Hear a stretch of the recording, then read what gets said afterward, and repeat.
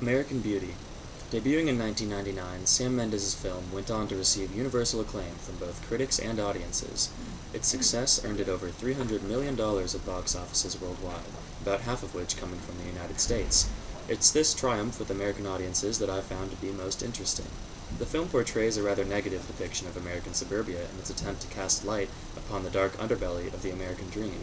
One might assume the average American becoming defensive about this. However, the massive appeal of American Beauty lies not in its critique, but in its relatability. That is, the film's characters being able to connect with us in the most basic of ways, in their pursuit of happiness. Some would define happiness as being the heart and soul of the American dream, the decisive end to any number of differing means. The characters of Lester, Carolyn, and Jane Burnham exemplify the varied nature of these means, and in doing so, create a strong link to American audiences. Let's start with Lester, the film's narrator and anti-hero. We're introduced to Lester with his admission to having become a gigantic loser in the eyes of not only his wife and daughter, but also himself.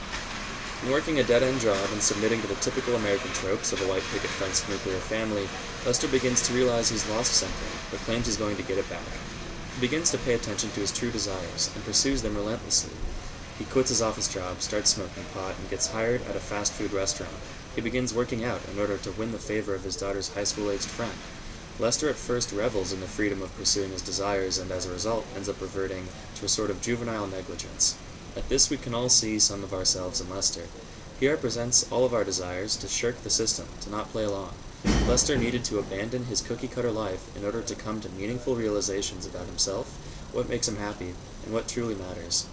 Carolyn, Lester's wife, represents a different ideal.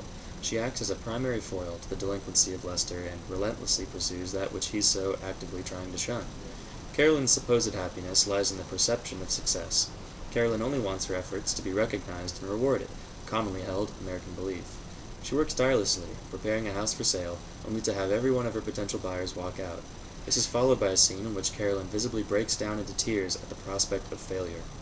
Carolyn even pursues a sexual affair with real estate agent mogul Buddy Kane, thinking him the man she deserves.